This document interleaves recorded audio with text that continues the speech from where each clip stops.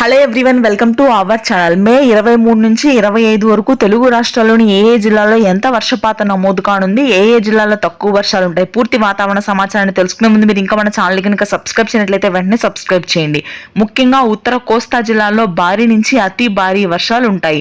అరకు, పాడేరు, లంబసింగి, సీతమ్మధార, టెక్కిలి, బొబ్బిలి, శ్రీకాకుళం, విజయనగరం ప్రాంతాల్లో ఈ రోజు రాత్రి నుంచి అతి భారీ వర్షాలు కురవనున్నాయి. ఇక కాకినాడ, అమలాపురం, రాజమండ్రి, ఐపోలవరం, విజయవాడ, మచిలీపట్నం, గుంటూరు, మంగళగిరి, తాడేపల్లి, తాడికొండ, నర్సరావుపేట, చిలకలూరిపేట, అల్లూరి సీతారామరాజు జిల్లాలో కూడా తేలికపాటి నుంచి మోస్తరు వర్షాలు నమోదవుతాయని వాతావరణ కేంద్రం వెల్లడించింది.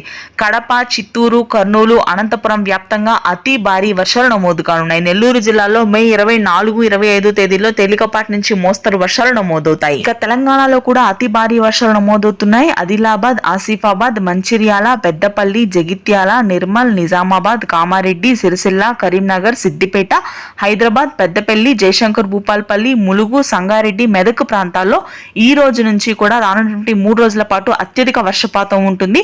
ఖమ్మం, నల్గొండ, సూర్యాపేట, నాగర్ కర్నూల్, వనపర్తి ప్రాంతాల్లో తేలికపాటి నుంచి మోస్తరు వర్షాలు ఉంటాయి. Thanks for watching.